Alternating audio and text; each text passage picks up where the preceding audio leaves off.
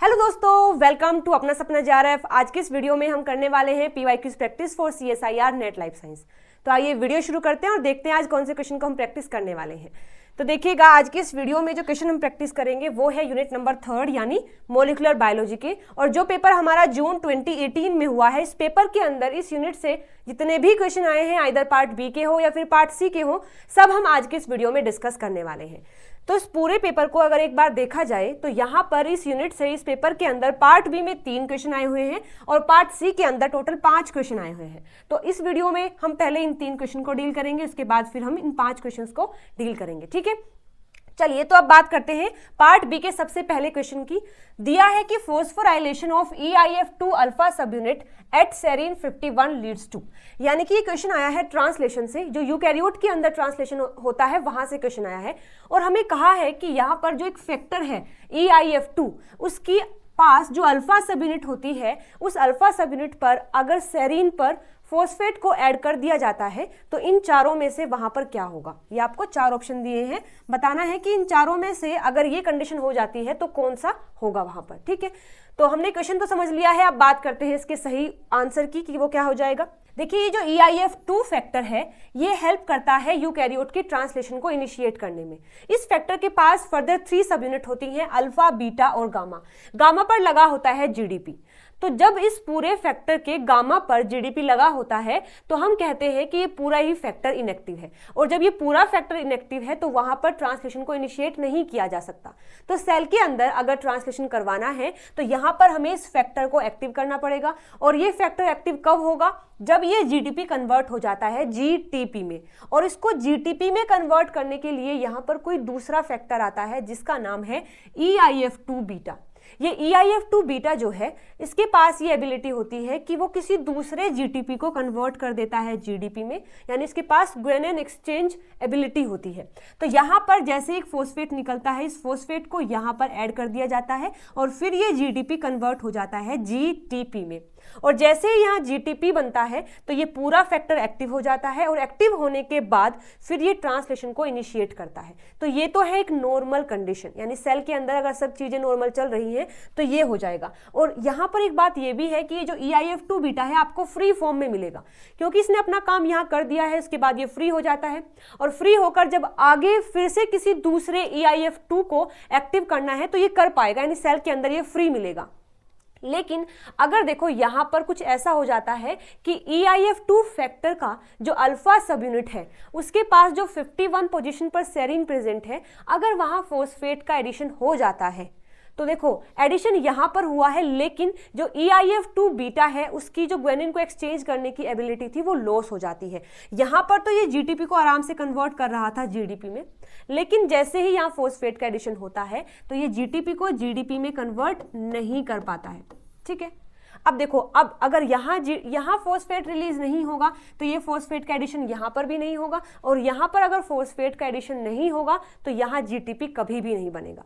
अब होता क्या है कि ये EIF2 बीटा जो है इससे इस फैक्टर से बाइंड करता है ताकि ये GDP को कन्वर्ट कर सके GTP में, लेकिन वो तो नहीं हो पाता। तो यहाँ पर इन दोनों की टाइट बाइंडिंग हो जाती है, यानी EIF2 और EIF2 बीटा टाइटली बाइंड हो जाते हैं। और जैसे ही टाइटली बाइंड होते हैं तो आपको सेल में फ्रीली EIF2 बीटा नहीं मिलेगा, क्योंकि यहाँ पर तो ये काम करने के बाद फ्री हो गया था, लेकिन यहाँ पर ये टाइटली बाइंड हो गया है EIF2 से। तो हम बोलते हैं कि इस सेल के अंदर सिक्वेस्ट्रेशन हो जाता है EIF2 बीटा का। सिक्वेस्ट्रेशन का मतलब है कि वो हमें गायब मिलेगा, सेल के अंदर नहीं मिलेगा। और क्यों नहीं मिलेगा?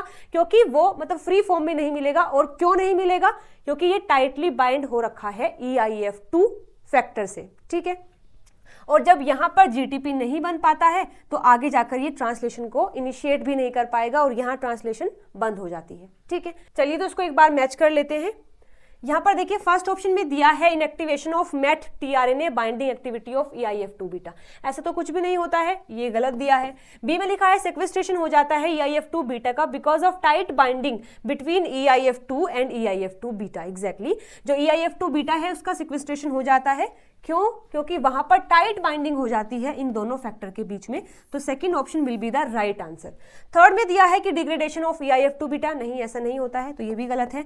फोर्थ में दिया है enhancement of guanine exchange activity of EIF2 beta, ये भी गलत है, क्योंकि इसकी जो ग्वेनिन एक्सचेंज करने की जो एबिलिटी है, एक्टिविटी है, वो इनहांस नहीं होती है जबकि इनहिबिट हो जाती है, तो ये भी गलत है। ठीक है, तो इस क्वेश्चन के लिए जो सही आंसर है will be the second option. ठीक है, चलिए बात करते हैं अपने अगले क्वेश्चन की। क्वेश्चन दिया है transcriptional regulation of tryptophan operon by tryptophan involving the binding of tryptophan 2, यानी कि ट्रिप्टोफैन ओपेरोन को अगर हमें ट्रांसक्रिप्शन के लेवल पर रेगुलेट करना है with the help of tryptophan, तो हमें ट्रिप्टोफैन को किस चीज से बाइंड करवाना पड़ेगा। ठीक है, तो देखो यहां पर आपको 4 ऑप्शन दिए हैं, देख लेते हैं कि इसका सही आंसर क्या होगा। तो ये है ट्रिप्टोफैन ओपेरोन। यहां पर क्या होता है कि अगर सेल के अंदर बहुत सारा ट्रिप्टोफैन प्रेजेंट है तो ट्रिप्टोफैन ओपेरोन को बंद करने की रिक्वायरमेंट है, क्योंकि इस ओपेरोन से ही ट्रिप्टोफैन बनता है और सेल में ऑलरेडी बहुत सारा ट्रिप्टोफैन है। लेकिन अगर सेल के अंदर ट्रिप्टोफैन नहीं है तो वहां पर इस ओपेरोन को ऑन करने की रिक्वायरमेंट है, क्योंकि सेल को ट्रिप्टोफैन की रिक्वायरमेंट होगी। ठीक है, तो अब देखो यहां पर ये जो फर्स्ट कंडीशन दी गई है, इसमें सेल के अंदर ट्रिप्टोफैन प्रेजेंट है, तो हमें इस पूरे ओपेरोन को ऑफ करना पड़ेगा। तो ये ऑफ कैसे होता है? यहां पर जो रिप्रेसर बनता है उस रिप्रेसर से बाइंड कर लेता है ट्रिप्टोफैन, और जैसे ही ये बाइंड कर लेते हैं तो फिर ये पूरा फैक्टर आकर बाइंड कर लेता है ऑपरेटर से, और जैसे ही ऑपरेटर से बाइंड कर लेता है तो यहाँ पर जो RNA पॉलीमरेज है वो आगे मूव नहीं कर पाता, और जब वो आगे मूव नहीं करेगा तो इन जीन का ट्रांसक्रिप्शन नहीं होगा और जिससे कि ट्रिप्टोफैन नहीं बनेगा। ये तो दी है फर्स्ट कंडीशन। सेकंड में यह है कि अगर सेल के पास ट्रिप्टोफैन नहीं है तो रिप्रेसर तो वहां होगा, लेकिन ट्रिप्टोफैन इससे बाइंड नहीं कर पाएगा, और अगर ट्रिप्टोफैन इससे बाइंड नहीं कर पाता है तो ये रिप्रेसर भी ऑपरेटर से बाइंड नहीं कर पाएगा, और RNA पॉलीमरेज आराम से जाकर यहाँ ट्रांसक्रिप्शन भी कर लेगा। ठीक है, तो अगर हमें ट्रिप्टोफैन ओपेरोन को रेगुलेट करना है तो जो ट्रिप्टोफैन है वो बाइंड करता है रिप्रेसर से, और फिर ये पूरा जो कॉम्बो है ये बाइंड कर लेता है ऑपरेटर से। ठीक है, चलिए तो इसको एक बार मैच कर लेते हैं किस ऑप्शन में दिया है। फर्स्ट में हमें कहा है कि ट्रिप्टोफैन को बाइंड करना होगा to the repressor protein and inhibition of transcription by its interaction with the operator region. First option ही हमारा सही है कि ट्रिप्टोफैन को बाइंड करवाना होता है रिप्रेसर प्रोटीन से। इसके बाद फिर वे ट्रांसक्रिप्शन को कैसे इनहिबिट करते हैं? जब ये पूरा फैक्टर बाइंड कर जाता है ऑपरेटर से। तो first option will be the right answer. ठीक है, सेकंड में दिया है कि RNA polymerase and inhibition of transcription, ऐसा नहीं होता कि ट्रिप्टोफैन को RNA पॉलीमरेज से बाइंड करते हैं, नहीं, ऐसा तो नहीं होता है।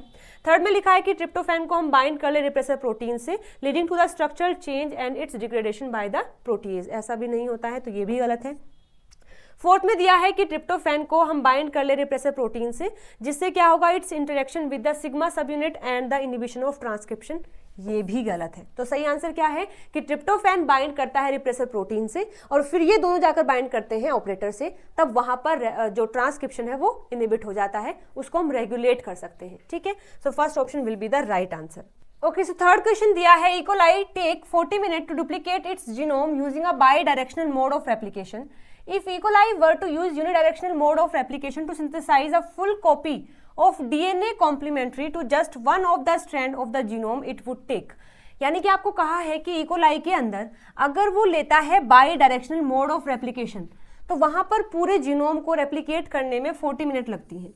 अब आपसे पूछा है कि अगर वो E. coli बाई डायरेक्शनल को यूज ना करके वहां वो इस्तेमाल करे unidirectional mode of replication, तो उसे अपने जीनोम को डुप्लीकेट करने में कितना टाइम लगेगा। चलिए मैं इसके आंसर के बारे में आपको बता देती हूँ। तो देखो यहाँ पर जो फर्स्ट डायग्राम लगा है ये बता रहा है कि जो by directional mode of replication है वो इस तरीके से होता है, यानी कि देखो यहाँ पर अगर कोई जीनोम आपको दिया है तो ये जो बबल बनता है रेप्लिकेशन बबल, ये दोनों साइड मूव करता है, यानी कि इधर भी रेप्लिकेशन चल रहा होता है और इधर भी रेप्लिकेशन चल रहा होता है। इसे बोलते हैं by directional mode of replication. और यूनि का मतलब होता है कि यहाँ पर जो रेप्लिकेशन बबल बना है वो केवल एक ही साइड मूव करता है, यानी कि यहाँ अगर ओरिजिन हुआ है तो वो केवल इस साइड मूव करेगा ऐसे, और मूव करता जाएगा। अगर पूरे का रेप्लिकेशन करना है तो वो खुद से ही पूरा इस तरीके से मूव करेगा ऐसे, और फिर यहाँ पर आकर ये एंड होगा। लेकिन यहाँ इसमें क्या होगा, ये इधर से मूव करेगा, ये इधर से मूव करेगा, ये यहाँ पर ऐसे मूव करेगा और ऐसे मूव करेगा। इस तरीके से ये है बाई डायरेक्शनल, ये है यूनि डायरेक्शनल। तो जब वो बाई डायरेक्शनल करता है तो उसको लगे हैं 40 मिनट, यानी कि यहाँ से यहाँ तक आने में लगता है 40 मिनट और यहाँ से यहाँ तक भी आने में लगता है 40 मिनट। लेकिन क्योंकि ये दोनों साथ चल रहे हैं तो टोटल 40 मिनट में ही चीज़ें कंप्लीट हो जाती हैं, क्योंकि इसने भी 40 मिनट ली है, इसने भी ली है, लेकिन दोनों साथ में कर रहे हैं तो टाइम एक ही काउंट होगा, यानी 40 मिनट लगी है पूरे जीनोम को डुप्लीकेट करने में। लेकिन यहाँ पर अगर बात करते हैं तो यहाँ तक आने में लगती है 40 मिनट। अब इसको ही यहाँ पर भी जाना है तो यहाँ फिर से लगेंगी 40 मिनट, तो 40 मिनट यहाँ लगी हैं, 40 मिनट यहाँ लगी हैं, और क्योंकि सारा इसने अकेले ने कवर किया है तो इसके लिए जो टाइम है वो हो जाएगा 80 मिनट। ठीक है, तो हमारा सही आंसर होगा कि अगर यूनिडायरेक्शनल करता है तो 80 मिनट लगेंगी, अगर बाई है तो 40 मिनट लगेंगे। ठीक है, तो यहाँ पर इस क्वेश्चन के लिए हमारा जो सही आंसर है वो हो जाएगा द सेकेंड ऑप्शन। ठीक है, चलिए आगे मूव करते हैं। तो पार्ट बी के तीनों क्वेश्चन हमने डील कर लिए हैं, अब हम बात करेंगे पार्ट सी के क्वेश्चन की। तो देखिए क्वेश्चन दिया है, actinomycin D inhibit the process of transcription in both prokaryote and eukaryotic organism. The following statement are made about the actinomycin D mediated inhibition of the transcription. यानी कि ये जो एक्टिनोमाइसिन डी है ये एक इनहिबिटर है जो कि इनहिबिट करता है ट्रांसक्रिप्शन को, आइदर वो प्रोकैरियोट हो या फिर यूकैरियोट हो। तो यहाँ पर क्वेश्चन में आपको 4 स्टेटमेंट दिए हैं अबाउट द एक्टिनोमाइसिन डी का जो मोड ऑफ एक्शन है, यानी वो कैसे इनहिबिट करता है ट्रांसक्रिप्शन को। यहाँ आपको 4 ऑप्शन दिए हैं, आपको बताना है कि कौन कौन से स्टेटमेंट यहाँ सही है जो कि मोड ऑफ एक्शन बता रहे हैं एक्टिनोमाइसिन डी का। ठीक है, चलिए तो मैं आपको पहले एक्टिनोमाइसिन डी के फंक्शन के बारे में बता देती हूँ कि ये काम कैसे करता है। तो देखो एक्टिनोमाइसिन डी जो है वो एक ट्रांसक्रिप्शन इनहिबिटर है in both the prokaryote and the eukaryote which intercalate into the DNA. अब ये काम कैसे करता है, कैसे इनहिबिट करता है ट्रांसक्रिप्शन को? जो डीएनए होता है, डीएनए के बीच का जो पोर्शन होता है वहां पर इंटरकैलेट हो जाता है। जैसे देखो ये है एक्टिनोमाइसिन डी और ये यहाँ पर आकर बाइंड हो जाता है। जैसे देखो ये डीएनए है, तो डीएनए का ये जो बीच वाला पोर्शन होता है इसमें आकर ये एक्टिनोमाइसिन डी इंटरकैलेट हो जाता है। ठीक है, लिखा भी है यहाँ पर कि which intercalate into the DNA. Actinomycin D form a very stable complex with the DNA preventing the unwinding of the DNA double helix thus inhibiting the DNA dependent RNA polymerase activity. और जैसे ही यहाँ पर bind होता है तो एक काफी stable complex बना लेता है, यानी कि ऐसा नहीं कि अनस्टेबल होगा। अगर इन दोनों में अनस्टेबल हो जाएगा तो ये यहाँ से बाहर निकल सकता है, लेकिन ये एक्टिनोमाइसिन डी कुछ इस तरीके से फिट होता है कि वहां पर बिल्कुल स्टेबल कॉम्प्लेक्स बन जाता है। और जैसे ही यहाँ पर ये स्टेबल कॉम्प्लेक्स बनाता है तो हम सभी को पता है कि अगर इस डीएनए में रेप्लिकेशन करना है या फिर ट्रांसक्रिप्शन करना है तो इसको अनवाइंड होना पड़ता है, ये दोनों स्ट्रैंड को अलग अलग होना पड़ता है।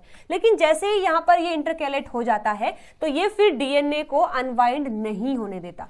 और अगर यहाँ डीएनए अनवाइंड नहीं होगा तो ये जो आरएनए पॉलीमरेज होता है, यानी जो ट्रांसक्रिप्शन करता है, वो अपनी एक्टिविटी को परफॉर्म नहीं कर पाता है। तो यहाँ पर इनहिबिशन हो जाता है डीएनए डिपेंडेंट आरएनए पॉलीमरेज, यानी कि जो आरएनए पॉलीमरेज है उसकी एक्टिविटी इनहिबिट हो जाती है। ठीक है, तो ये हमें दिया है एक्टिनोमाइसिन डी के बारे में। बातें समझ आई है? तो चलिए अब हम मूव करते हैं अपने ऑप्शंस पर। फर्स्ट में दिया है कि एक्टिनोमाइसिन डी इनहिबिट करता है ट्रांसक्रिप्शन को from a double stranded DNA template bye either E coli और द ईस्ट आरएनए पॉलीमरेज। बिल्कुल सही बात है, फर्स्ट ऑप्शन ही हमारा सही दिया है। एक्टिनोमाइसिन डी है इनहिबिट करता है ट्रांसक्रिप्शन को कैसे? जो डबल स्ट्रैंडेड डीएनए टेम्पलेट है उसकी हेल्प से, क्योंकि वो वहां पर इंटरकैलेट हो जाता है जिससे कि double stranded DNA single stranded नहीं हो पाता है, और वहां पर चाहे तो इकोलाई हो या फिर ईस्ट हो उसका आरएनए पॉलीमरेज भी इनहिबिट हो जाता है, फिर वो ट्रांसक्रिप्शन नहीं कर पाता। सो first option will be the right. ठीक है, बी में लिखा है actinomycin D inhibit the transcription from a single stranded RNA template. ऐसा तो बिल्कुल भी नहीं है, वहां पर होता है डबल स्ट्रैंडेड डीएनए, ना ही तो आरएनए होता है और ना ही सिंगल स्ट्रैंडेड होता है, तो ये भी गलत हो जाएगा। सी में लिखा है जो एक्टिनोमाइसिन डी है वो इनहिबिट करता है ट्रांसक्रिप्शन को फ्रॉम द सिंगल स्ट्रैंडेड, ये भी गलत है। डी में लिखा है एक्टिनोमाइसिन डी इनहिबिट करता है ट्रांसक्रिप्शन को from the double stranded RNA template, ये भी गलत है, क्योंकि डबल स्ट्रैंडेड तो होता है लेकिन आरएनए नहीं डीएनए टेम्पलेट होती है। तो ये तीनों ही ऑप्शन गलत हो जाएंगे, केवल first option will be the right. और देखो फर्स्ट आपको केवल इस वाले इसमें दिया है कि A only is the right mode of action of the actinomycin D. So first option will be the right answer for this question. Okay, चलिए मूव करते हैं अपने नेक्स्ट क्वेश्चन पर। During the maturation process of some RNA molecule, formation of 2' to 5' phosphodiester bond take place. Following statement are made about this phenomena. यानी कि naturally क्या होता है कि जो फोस्फोडाइएस्टर बॉन्ड बनता है वो 3' और 5' के बीच में बनता है, ठीक है। लेकिन यहाँ पर जैसे ही आरएनए फॉर्म हो जाता है तो आरएनए फॉर्म होने के बाद उसमें कई सारे मॉडिफिकेशन होते हैं। वहां पर 5' पर कैपिंग लगती है, 3' पर टेलिंग लगता है, बीच में जो इंट्रोन है वो भी हटाने पड़ते हैं, तो उसे बोलते हैं maturation process of the RNA molecule.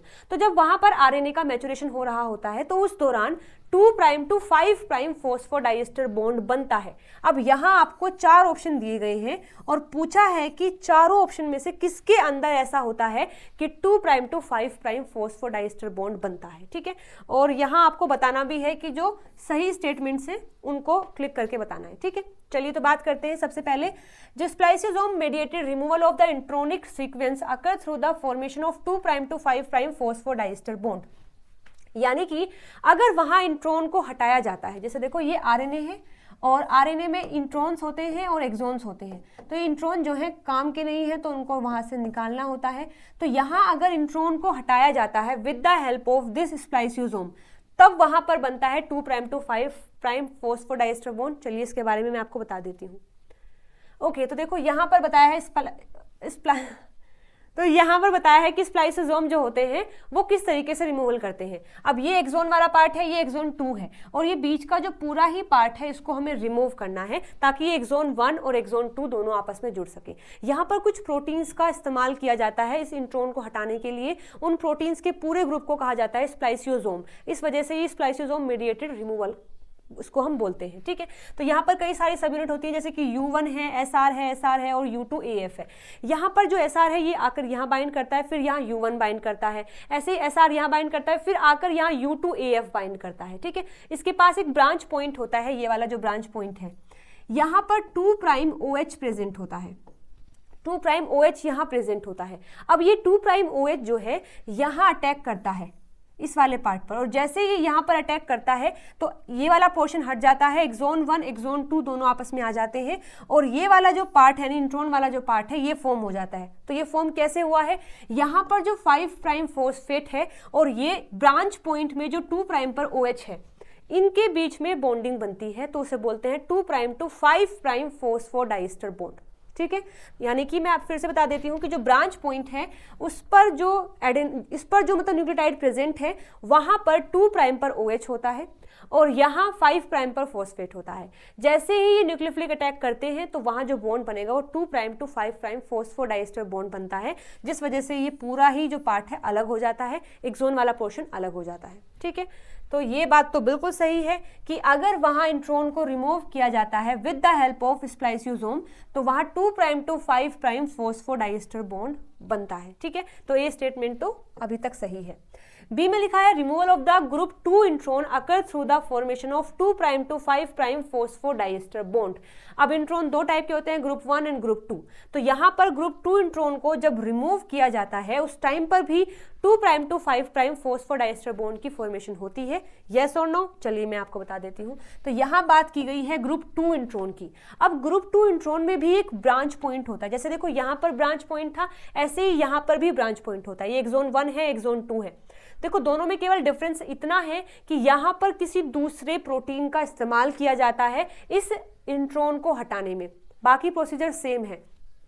Group 2 intron में क्या होता है, इसके पास भी ब्रांच पॉइंट है लेकिन ये खुद से ही अपने इंट्रोन को रिमूव कर लेता है, इसे बाहर के कोई प्रोटीन की रिक्वायरमेंट नहीं होती। तो होता कैसे है, यहाँ पर जो ब्रांच पॉइंट है इसको बोलते हैं ए, यानी एडेनिन होता है इस ब्रांच पॉइंट पर और इस एडेनिन के पास होता है 2' पर OH। अब ये 2' जो OH है ये अटैक करता है एक्सोन के इस 5' स्प्लाइसिंग साइट पर, ठीक है। इनके पास भी स्प्लाइसिंग साइट होती है 5' और 3', ठीक है, 3' और 5', ठीक है। तो यहाँ पर क्या होता है कि जैसे ही ये जो पॉइंट है 2' वाला, जो 2' पर OH है ये यहाँ पर आकर अटैक कर लेता है। अटैक करने के बाद ये जो OH बनता है फिर ये यहाँ अटैक करता है, फिर ये दोनों बाइंड हो जाते हैं और ये वाला पूरा पोर्शन अलग हो जाता है। तो यहाँ पर भी जो बॉन्डिंग हुई है वो कैसे हुई है, 2' to 5', यानी इसका 2' था इसका 5' था, दोनों में अटैक हुआ है। तो 2' to 5' यहाँ फोस्फोडाइएस्टर बॉन्ड की फॉर्मेशन होती है। For the removal of group 2 intron. तो ये बात भी बिल्कुल सही है, यानी हमारा बी ऑप्शन भी सही है। इसके बाद कहा है enzymatic removal of the intron from the east tRNA precursor involve the 2' to 5' phosphodiester bond. ये गलत है कि टीआरएनए की अगर हमें टीआरएनए का प्रोसेस करना होता है उस टाइम पर 2' to 5' फॉस्फोडाइएस्टर बॉन्ड की फॉर्मेशन नहीं होती है, तो सी भी गलत हो जाएगा। डी में लिखा है कि अगर हम आरएनएज पी की हेल्प से, जो RNase P mediated 5' and maturation है टीआरएनए का, टीआरएनए प्रिकर्सर का, involve the formation of 2' to 5' phosphodiester bond, तो ये भी गलत है, यानी टीआरएनए में कभी ऐसा नहीं होता है, यहाँ ऐसे नहीं बनता है। ठीक है, तो ए सही है और बी सही है, तो ए और बी हमें दिया है थर्ड ऑप्शन में, so the third option will be the right answer for this question. ठीक है, तो आप इसको, अगर ये इन्फॉर्मेशन आपके लिए नहीं है तो नोट डाउन आप इसको कर सकते हैं। ठीक है, चलिए बात करते हैं अपने अगले क्वेश्चन की। दिया है during the translation in prokaryote when ribosome reach the termination codon is recognised by the class 1 release factor, जिसमें कि RF1 RF2 आता है, leading to the release of the polypeptide. यानी कि प्रोकैरियोट के अंदर जब ट्रांसलेशन हो रहा होता है तो जब राइबोसोम बिल्कुल एंड पर आ जाता है उस दौरान वहां पर कुछ क्लास 1 के रिलीज फैक्टर होते हैं, जिसमें कि आता है RF1 RF2। ये क्या करते हैं, ये जो पॉलीपेप्टाइड बना है, वहां पर जो प्रोटीन बना है उसको रिलीज कर देते हैं। और सेकेंड क्लास 2 रिलीज फैक्टर जिसमें RF3 आता है, फैसिलिटेट द टर्मिनेशन प्रोसेस। यहाँ पर ये जो RF3 है ये आता है क्लास 2 रिलीज फैक्टर के अंदर, ये भी हेल्प करता है टर्मिनेशन प्रोसेस में। Which of the following statement regarding the mechanism of the action of release factor is incorrect. आपको बताना है कि इन चारों स्टेटमेंट में से कौन सा स्टेटमेंट है जो इनके बारे में गलत बता रहा है। ठीक है, चलिए इसके बारे में पहले मैं आपको बता देती हूँ। तो यहाँ पर ये जो रिलीज फैक्टर होते हैं ये दो क्लास में डिवाइड किए गए हैं, class 1 release factor, class 2 release factor. Class 1 release factor के अंदर आता है RF1 एंड RF2 और 2 के अंदर आता है RF3। ये जो RF1 है RF2 है, इन दोनों का काम होता है डिकोड द स्टॉप कोडोन, यानी कि स्टॉप कोडोन आ गए हैं उनको रिकॉग्नाइज करने का काम करते हैं RF1 एंड RF2। तो यहाँ पर जो RF1 होता है वो रिकॉग्नाइज करता है UAA and UAG stop codon को, जबकि RF2 जो है वो रिकॉग्नाइज करता है UAA and UGA stop codon को। ठीक है, तो ये तो काम है क्लास 1 रिलीज फैक्टर का। यहीं पर अगर बात करते हैं क्लास 2 रिलीज फैक्टर की, तो इनका इसमें आता है RF3 और इस RF3 का काम होता है, ये एक GTPase होता है that stimulate the recycling of the class 1 releasing factor, यानी वो रिसाइकिल हो सके, इनको फिर से इस्तेमाल किया जा सके, उसके लिए रिस्पॉन्सिबल होते हैं RF3। ठीक है, तो यहां तक हमने देख लिया है, अब हम चीजें मैच कर लेते हैं। 1 में लिखा है कि जो क्लास 1 रिलीज फैक्टर है decode the stop codon, while the RF3 is a GTPase that stimulate the recycling of the class 1 release factor. तो ये बात तो बिल्कुल सही है। सेकेंड ऑप्शन में दिया है free RF3 has a higher affinity for GTP than GDP। तो ये स्टेटमेंट बिल्कुल गलत है, यानी कि जब RF3 अपनी फ्री फॉर्म में होता है तो उसकी हायर एफिनिटी होती है GDP से, ना कि GTP से, लेकिन यहाँ उल्टा दिया है कि affinity for GTP than GDP, तो ये स्टेटमेंट हो जाएगा गलत। हमसे पूछा भी गलत है तो हमारा सही आंसर हो जाएगा द सेकेंड ऑप्शन। ठीक है, थर्ड में लिखा है कि जो RF1 है RF2 है share a conserve segment of GGQ sequence which is essential for the polypeptide release. ये बात भी बिल्कुल सही है, देखो इसके बारे में मैं आपको बता देती हूँ। Release factor RF1 and RF2 are required in bacteria for the cleavage of peptidyl TRNA, यानी कि जब वहाँ ट्रांसलेशन चल रहा होता है उस दौरान जो RF1 है और RF2 है उनका काम होता है कि जो पेप्टाइडल TRNA है उसको वहाँ से रिलीज कर दिया जाए ताकि ट्रांसलेशन फिर वहाँ रुक सके। ठीक है, a single sequence motif that is GGQ is conserve in all you bacterial, archaebacterial and eukaryotic release factor and may mimic the CCA end of the TRNA, यानी कि जो ये रिलीज फैक्टर होते हैं उनके पास एक कंजर्व सीक्वेंस होता है जो कि GGQ है और ये यू बैक्टीरिया है या फिर आर्किबैक्टीरिया है या फिर यूकैरियोट है, सभी के अंदर कॉमन होता है जो मिमिक करता है as a CCA end of the TRNA। देखो जैसे यहाँ पर अगर चीजें चल रही हैं तो ये जो TRNA है इसका ये CCA एंड होता है जहां पर अमाइनो एसिड को जोड़ा जाता है, लेकिन क्योंकि अभी हमें ट्रांसक्रिप्शन को बंद करना है तो किसी नए अमाइनो एसिड की रिक्वायरमेंट नहीं होगी, तो वहां पर ये जो रिलीज फैक्टर होते हैं ये आएंगे और ये रिकॉग्नाइज करेंगे कि यहाँ पर स्टॉप कोडोन आ गया है, तो इसका जो ये वाला एंड होता है, यहाँ पर ये जो एंड होता है ये एक्ट करने लगता है कि ये किसी नए TRNA का CCA एंड है। ठीक है, ये मिमिक करने लगता है as a CCA end of the TRNA और इसी यहाँ पर होता है GGQ, जो इस चीज़ को करने में हेल्प करता है। अब जैसे ये यहाँ पर बाइंड कर लेता है और नया अमाइनो एसिड नहीं आता, तो ये जो पेप्टाइड है, ये जो नई पॉलीपेप्टाइड बनी है, ये खुद से रिलीज हो जाती है। यहाँ पर ये tRNA भी रिलीज हो जाता है, ये पेप्टाइड भी रिलीज हो जाती है, और फिर इसके बाद ये जो फैक्टर है ये भी रिलीज हो जाता है और ट्रांसलेशन वहाँ पर बंद हो जाएगी। ठीक है, तो ये बात भी बिल्कुल सही लिखी है कि जो RF1 है और RF2 है उनके पास एक सेगमेंट होता है GGQ, जो जरूरी होता है पॉलीपेप्टाइड को वहां से रिलीज करने के लिए। फोर्थ में लिखा है कि जो RF1 है, RF2 है, individually possess another stretch of tripeptide sequence which are involve in the recognition of the termination codon. तो ये बात भी बिल्कुल सही है कि जो दोनों RF1 RF2 है, उन दोनों का रिकॉग्नाइज करने वाला जो स्टॉप कोडोन है वो डिफरेंट होता है। अभी हमने देखा भी था कि RF1 के लिए ये दोनों तो कॉमन है, लेकिन ये दोनों अलग अलग होते हैं, यानी RF1 के लिए UAG स्टॉप कोडोन है, जबकि RF2 के लिए UGA स्टॉप कोडोन है। ठीक है, तो ये स्टेटमेंट भी हमारा बिल्कुल सही है। अच्छा, हमसे पूछा गलत है, तीनों सही हैं, जो सेकंड ऑप्शन है वो गलत है, तो हमारा सही आंसर हो जाएगा द सेकंड ऑप्शन। ठीक है, चलिए मूव करते हैं अपने नेक्स्ट क्वेश्चन पर। In E. coli, DNA ligase catalyze formation of a phosphodiester bond between the adjoining 3' hydroxyl and the 5' phosphoryl end in the DNA duplex। यानी कि जो DNA ligase एंजाइम है E. coli के अंदर, उसका काम होता है फोस्फोडाइएस्टर बॉन्ड की फॉर्मेशन करना। किस किस के बीच में? वहां पर जो 3' OH होता है और 5' पर जो फॉस्फेट होता है, उन दोनों के बीच में। यानी देखो, अगर ये DNA है और ये DNA है, यहाँ पर जो गैप आया है उसको सील करने का काम करता है DNA लाइगेज। यहाँ 5' फॉस्फेट है और यहाँ 3' OH है, तो इनके बीच में बॉन्ड की फॉर्मेशन करता है ताकि ये जो गैप है ये हट सके, यहाँ से ये कंप्लीट ऐसे बन सके। ठीक है, the energetic need for this reaction is met by the hydrolysis of NAD+ to NMN+ and AMP in a 3-step reaction. Following statement are being made about the mechanism of this reaction। यानी कि यहाँ पर DNA ligase जो complete काम करता है वो 3 steps में कंप्लीट करता है। यहाँ पर आपको ये तीनों स्टेप दिए गए हैं, लेकिन आपसे पूछा है कि सीक्वेंस वाइज इन्हें लगाओ कि पहले कौन सा होता है, फिर दूसरा कौन सा है और तीसरा कौन सा है। ठीक है, तो यहाँ फर्स्ट में लिखा है कि AMP is link to the 5' phosphoryl end of the nicked DNA। Second में लिखा है कि adenyl group of NAD is transferred to the 8 amino group of lysine in DNA ligase to form a phosphamide adduct। और third में लिखा है कि जो DNA ligase catalyze the formation of a phosphodiester bond by the nucleophilic attack of 3' hydroxyl group onto the phosphate and release the AMP। ये तीनों ही होते हैं, सीक्वेंस में आपको बताना है कि कौन सा है। चलिए बात कर लेते हैं इसके बारे में। तो देखो, यहाँ पर क्या होता है कि ये एक DNA है जिसमें हमें लाइगेज का इस्तेमाल करना है। इसके बाद ये लाइगेज जो है 2 चीज़ों को इस्तेमाल करता है, या तो वो ATP को यूज़ कर सकता है या फिर वो NAD को यूज़ कर सकता है। अगर वो ATP को यूज़ करता है तो वहाँ AMP निकलता है, यानी 2 फॉस्फेट जो लगी हैं वो निकल जाती हैं, और अगर वो NAD को इस्तेमाल करता है तो यहाँ पर NMN निकलता है। ठीक है, जैसे देखो हमें क्वेश्चन में दिया भी है कि वो यूज़ करता है, हाइड्रोलाइज करता है NAD को। अगर NAD को करता है तो वो कन्वर्ट होगा NMN में, और अगर वो ATP को यूज़ करता है तो वो AMP में। ठीक है, तो ऐसे यहाँ पर भी लिखा है कि अगर ATP को यूज़ करता है तो AMP बनता है, अगर NAD को करता है तो NMN बनता है, और 2 फॉस्फेट जो है यहाँ से बाहर निकल जाते हैं। तो ये जो निक थे यहाँ पर, इसके बाद फिर ये दोनों सील हो जाते हैं। तो ये तो एक नॉर्मल प्रोसीजर है। अब मैं आगे बता देती हूँ आपको होता क्या है। बेसिकली अगर यहाँ ATP का इस्तेमाल किया गया है, हम मान लेते हैं कि लाइगेज ने ATP यूज़ किया है, तो वहां पर फॉस्फेट निकलता है, और फॉस्फेट निकलने के बाद ये जो AMP है ये बन जाता है। तो यहाँ पर जो DNA लाइगेज है, जैसे ही ATP का हाइड्रोलेशन होता है तो वहां पर AMP जो बनता है वो AMP DNA लाइगेज से बाइंड हो जाता है।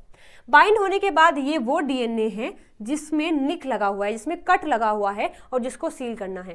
तो जो निक DNA है उसका जो 5' होता है वो अटैक करता है इस AMP पर, और फिर ये जो AMP है ये बाइंड कर लेता है इस फॉस्फेट से।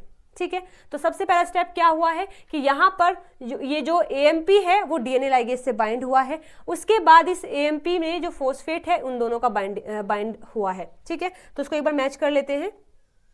सबसे पहले क्या हुआ है कि यहाँ पर जो अगर NAD इस्तेमाल करते हैं या फिर ATP इस्तेमाल करते हैं तो उसका जो एडेनाइल ग्रुप होता है is transfer to the 8 amino group of lysine in DNA ligase to form a phosphoamide adduct. यानी कि अगर यहाँ NAD इस्तेमाल किया है तो यहाँ NMN जुड़ जाता, और अगर ATP इस्तेमाल किया है तो AMP जुड़ा है। तो सबसे पहले जब हाइड्रोलिसिस होता है तो ये जो AMP बनता है ये DNA लाइगेज से बाइंड करता है। तो यानी कि फर्स्ट स्टेप कौन सा हो जाएगा, जो सेकंड यहाँ पर दिया है ये फर्स्ट टाइम होता है, सबसे पहले होता है। ये होने के बाद ये जो AMP है is link to the 5' phosphoryl end of the nick DNA। बिल्कुल सही बात है, अभी हमने देखा है कि ये जो AMP बना है, अब ये जो निक DNA है उसका जो फॉस्फेट है 5' पर उससे बाइंड करता है। देखो यहाँ पर इसने इससे बाइंड भी कर लिया है। तो यानी कि हमारा जो सेकंड है वो हो जाएगा ये, यानी कि सेकंड आया है पहले, इसके बाद फिर फर्स्ट आया है, फिर थर्ड आ जाएगा। थर्ड में देखो क्या होता है, जैसे ही यहाँ पर AMP ने बाइंड कर लिया है तो यहाँ जो 3' OH है फिर वो इस पर बाइंड कर लेता है। इस पर बाइंड करने के बाद फिर यहाँ 3' to 5' फॉस्फोडाइस्टर बॉन्ड बन जाता है और ये AMP वहाँ से रिलीज हो जाता है। तो बिल्कुल ऐसा ही यहाँ पर भी लिखा है कि जो थर्ड ऑप्शन में DNA लाइगेज कैटेलाइज करता है formation of phosphodiester bond by the nucleophilic attack of the 3' hydroxyl group onto the phosphate and release the AMP। यानी कि उसमें जो 3' पर OH था वो अटैक करता है 5' फॉस्फेट पर, और जैसे ही वहाँ मतलब अटैक होता है तो फॉस्फोडाइस्टर बॉन्ड बन जाता है और वो जो AMP लगा था उस फॉस्फेट से वो फिर वहाँ रिलीज हो जाता है। तो यानी सेकेंड है, फिर फर्स्ट है और फिर थर्ड है। तो सेकंड है, फर्स्ट है और थर्ड, यानी कि third option will be the right sequence for the DNA ligase mode of action. ठीक है, तो हमारा सही आंसर हो जाएगा थर्ड ऑप्शन। अगर ये इन्फॉर्मेशन आपके लिए नहीं है तो आप इसको नोट डाउन कर सकते हैं। चलिए आगे बात करते हैं अपने नेक्स्ट क्वेश्चन पर। Gene translocate to the heterochromatic region of the chromosome are silence in S. Pombe, a translocation event was detected wherein a gene of interest was translocated to the centromere region and is silenced। इसमें लिखा है कि जब translocate किया जाता है gene को, कहाँ पर, हेट्रोक्रोमेटिक रीजन पर, तो वो साइलेंस हो जाते हैं। यानी कि मानो कोई आपके पास एक क्रोमोसोम है और हेट्रोक्रोमेटिन का मतलब होता है कि काफ़ी कंडेंस, बहुत टाइटली बाइंड अगर DNA है तो उसको हेट्रोक्रोमेटिन बोलते हैं। अगर वो फ्री फॉर्म में होता है तो उसको यूक्रोमेटिन बोलते हैं। अब जब वो इतना टाइटली बाइंड है तो वो ओपन नहीं हो पाता है, और अगर वो ओपन नहीं होगा तो ना ही तो उसका रेप्लिकेशन होगा, ना ही ट्रांसक्रिप्शन होगा, ना ही ट्रांसलेशन होगा। तो हम बोल देते हैं कि जीन साइलेंस हो गया है। ठीक है, तो अगर किसी भी जीन को आप किसी क्रोमोसोम के हेट्रोक्रोमेटिन रीजन पर ट्रांसलोकेट करते हैं तो वो साइलेंस हो जाता है। ठीक है, ऐसे आपको बताया भी है कि एक जीन को ट्रांसलोकेट किया गया किसी क्रोमोसोम के हेट्रोक्रोमेटिन रीजन पर और वो साइलेंस हो गया है। आगे कहा है कि एस पोम्बे के अंदर एक ट्रांसलोकेशन इवेंट किया गया जहां पर हमारा जो जीन ऑफ इंटरेस्ट है, जिस जीन को हम चाहते हैं, वो translocated to the centromere region and is silence. मतलब ऐसा देखा गया कि एस पोम्बे के अंदर हमारा जो जीन ऑफ इंटरेस्ट है वो कहाँ ट्रांसलोकेट हो गया है, सेंट्रोमियर रीजन जो है क्रोमोसोम का, वहां हो गया है। तो मैं आपको बता देती हूँ कि ये भी हेट्रोक्रोमेटिन रीजन ही होता है, सेंट्रोमियर वाला जो रीजन है। तो यहाँ पर अगर जीन ऑफ इंटरेस्ट आ गया है तो ऑब्वियसली वो साइलेंस हो गया है। अब आगे आपसे पूछा है कि mutagenesis leading to the loss of function of the following target gene was done to allow the expression of the gene of interest from its new locus. यानी इसके बाद कहा है आपको कि वहां पर कुछ म्यूटेशन किया गया जिस वजह से जो टारगेट जीन है उसका लॉस ऑफ फंक्शन हुआ है, was done to allow the expression of the gene of interest from its new locus. मतलब कि हमें अगर जो हमारा जीन ऑफ इंटरेस्ट है, हम चाहते हैं कि वो जीन ऑफ इंटरेस्ट अपना एक्सप्रेशन दिखाना स्टार्ट कर दे, ट्रांसक्रिप्शन करना स्टार्ट कर दे, तो हमें क्या कुछ करना पड़ेगा। ठीक है, यहाँ आपको ऑप्शन दिया है A, B, C और D, और आपसे पूछा है which of the above event could allow the gene from the expression of this centromeric reason. यानी कि सेंट्रोमेरिक रीजन पर जो हमारा जीन ऑफ इंटरेस्ट प्रेजेंट है, अगर हम चाहते हैं कि वो जीन एक्सप्रेशन करे तो हमें इन चारों में से क्या चीजें करनी होंगी। ठीक है, तो देखो सबसे पहले मैं आपको बता देती हूँ कि हमने अभी देखा है कि अगर हेट्रोक्रोमेटिन रीजन है, अगर वो इस फॉर्म में होगा तो वहां पर जीन साइलेंस रहेगा। तो हमें क्या करना पड़ेगा, हेट्रोक्रोमेटिन रीजन को कन्वर्ट करना पड़ेगा यूक्रोमेटिन रीजन में, अगर हम चाहते हैं कि हमारे जीन ऑफ इंटरेस्ट का ट्रांसक्रिप्शन हो जाए। ठीक है, चलिए तो मैं बता देती हूँ इसके बारे में आपको। देखो ये जो यूक्रोमेटिन है ये थोड़ा सा लूज होता है, यहाँ पर न्यूक्लियोसोम जो है थोड़ा दूर दूर होते हैं, जिससे कि वहाँ आराम से ट्रांसक्रिप्शन, ट्रांसलेशन, रेप्लिकेशन हो सकता है। अब देखो अगर यहाँ पर हम कर देते हैं डीएनए मिथाइलेशन कर देते हैं, यानी कि इस डीएनए पर अगर हम मिथाइल ग्रुप को ऐड कर देते हैं, तो वो कौन सा है, हिस्टोन मिथाइलेशन है। जैसे कि H3K9 मिथाइल, यानी कि जो 3 है, न्यूक्लियोसोम का जो हिस्टोन 3rd वाला पार्ट होता है उसका जो 9th पोजीशन पर K है, लाइसिन है, अगर उस पर हम मिथाइल ग्रुप को ऐड कर देते हैं तो वो कन्वर्ट हो जाता है हेट्रोक्रोमेटिन में। ठीक है, साथ साथ क्या कर देते हैं, अगर हिस्टोन का डी एसिटाइलेशन कर देते हैं, यानी कि यहाँ पर जो एसिटाइल ग्रुप लगा होता है उसको अगर हम हटा देते हैं तो भी ये हेट्रोक्रोमेटिन में कन्वर्ट हो जाता है। यानी कि अगर डीएनए का एसिटाइलेशन हो रखा है, अगर वहां एसिटाइलेशन हो रखा है तो वो होता है यूक्रोमेटिन। अगर वहां पर डी एसिटाइलेशन है, यानी कि जो एसिटाइल ग्रुप होता है वो वहां प्रेजेंट नहीं है, तो वो बन जाता है हेट्रोक्रोमेटिन। साथ साथ अगर यहाँ पर मिथाइलेशन नहीं है तो ये यूक्रोमेटिन है। अगर यहाँ H3K9 पर मिथाइल ग्रुप प्रेजेंट है तो भी वो हेट्रोक्रोमेटिन बन जाता है। ठीक है, हमें करना क्या है, हेट्रो से हमें यूक्रोमेटिन में कन्वर्ट करना है। तो ऑब्वियसली यहाँ पर जो डीएसिटाइलेशन करता है उसको बंद करना पड़ेगा, जो मिथाइलेशन करता है उसको बंद करना पड़ेगा। ठीक है, एक बार इसको मैच कर लेते हैं। देखो इसमें कहा है कि अगर हम म्यूटेशन कर देते हैं हिस्टोन डीएसिटाइलेज, अगर हम हिस्टोन डीएसिटाइलेज में म्यूटेशन कर देते हैं, अच्छा ये करता क्या है, ये हिस्टोन डीएसिटाइलेज एसिटाइल ग्रुप को हटाता है। और अभी हमने देखा है कि अगर एसिटाइल ग्रुप हट जाएगा तो वहां पर वो फिर से हेट्रोक्रोमेटिन बन जाता है, लेकिन हमें बनाना क्या है, यूक्रोमेटिन। तो ये स्टेटमेंट तो बिल्कुल सही है। अगर हम चाहते हैं कि हमारा जीन एक्सप्रेशन करे तो वहां पर जो हिस्टोन डीएसिटाइलेज है उसको अगर म्यूटेट कर देंगे तो वो फिर एसिटाइल ग्रुप को नहीं हटा पाएगा और हमारा जीनोम यूक्रोमेटिन में रहेगा। तो ए ऑप्शन तो सही है। बी में लिखा है कि अगर वहां पर म्यूटेशन कर दिया जाए हिस्टोन एसिटाइलेज ट्रांसफेरेज के अंदर, एसिटाइल ट्रांसफेरेज के अंदर, तो फिर क्या एक्सप्रेशन होगा या नहीं होगा, ऑब्वियसली नहीं होगा। अभी हमने देखा है कि एसिटाइल का ऐड होना जरूरी है। ऐड कौन करता है, ये एंजाइम करता है, ये प्रोटीन करता है जिसका नाम है हिस्टोन एसिटाइल ट्रांसफेरेज। अगर आप इसमें ही म्यूटेशन कर देंगे तो ये एसिटाइल ग्रुप को ऐड नहीं कर पाएगा, जिससे कि वो यूक्रोमेटिन में कन्वर्ट भी नहीं होगा। तो B will not be the answer. ठीक है, सी में है कि अगर हम म्यूटेशन कर देते हैं histone H3 lysine N methyl transferase में, ठीक है, मतलब ये जो एंजाइम है जो हिस्टोन H3 के लाइसिन 9 पर मिथाइल ग्रुप को ऐड कर देता है, अगर हम उसमें म्यूटेशन करवा देंगे तो भी हमारा जीन एक्सप्रेस होगा, क्योंकि अगर ये एक्टिव रहेगा तो ये मिथाइल को ऐड कर देगा, और अगर मिथाइल वहां पर ऐड होगा तो फिर से हमारा जो क्रोमेटिन है वो हेट्रोक्रोमेटिन बन जाएगा और जीन का एक्सप्रेशन नहीं हो पाएगा। तो उसमें हमें म्यूटेशन करना पड़ेगा। तो ये बात भी बिल्कुल सही है, यानी ए सही है, सी सही है, बी गलत है। बी अगर गलत है देखो हम इसको भी कट कर सकते हैं, इसको भी कट कर सकते हैं। ए सी हमारा सही है, हमें देखना है कि क्या डी भी सही है या नहीं। तो देखो डी में लिखा है loss of dicer and RNA processing enzyme. ये जो डाइसर है ये एक ऐसा प्रोटीन है, एक ऐसा एंजाइम है जो कि आरएनए को साइलेंस कर देता है। अब हमें पता है कि अगर हमें अपने जीन को एक्सप्रेस कराना है तो उसका ट्रांसलेशन होना चाहिए, लेकिन वहां पर अगर डाइसर रहेगा तो वो डाइसर हमारे उस आरएनए को इनहिबिट कर सकता है, साइलेंस कर सकता है। अब अगर हमारा आरएनए ही साइलेंस हो गया है तो उससे कभी भी प्रोटीन नहीं बनेगा। तो वहां पर अगर हम इस डाइसर को भी म्यूटेट कर देते हैं या फिर हटा देते हैं तो ये पूरा चांस है कि हमारा वो जीन एक्सप्रेस करेगा। ठीक है, तो इसमें ये बात भी सही है कि अगर हम डाइसर का लॉस कर देते हैं जो कि एक आरएनए प्रोसेसिंग एंजाइम है तो वहां पर जीन का ट्रांसलेशन, ट्रांसक्रिप्शन सब कुछ हो पाएगा। तो ये डी भी सही है, यानी ए सही है, सी सही है, डी सही है। Second option will be the right answer for this question. I hope ये आपको समझ आया होगा। ठीक है, चलिए मूव करते हैं अपने नेक्स्ट क्वेश्चन पर। अच्छा, मैंने यहाँ पर आपको बताया भी है कि यूक्रोमेटिन कब होता है, जब वहां पर मॉडिफिकेशन हो जाता है और एसिटाइल ग्रुप का एडिशन हो जाता है। लेकिन अगर आप इस एसिटाइल ग्रुप को हटा देते हैं तो ये फिर से हेट्रोक्रोमेटिन में कन्वर्ट हो जाता है। साथ ही साथ अगर वहां पर ये जो मिथाइलेशन ऐड करता है, मिथाइलेशन होता है, मिथाइल ग्रुप को ऐड किया जाता है, तो भी हमारा जो क्रोमेटिन है वो हेट्रोक्रोमेटिन में कन्वर्ट हो जाता है। ठीक है, ओके। चलिए, तो सारे क्वेश्चन जो इस पेपर के अंदर आए हैं मॉलिक्यूलर बायोलॉजी से वो हमने डिस्कस कर लिए हैं। अब मिलते हैं अगली वीडियो में नए टॉपिक के साथ में। Till then bye bye, take care.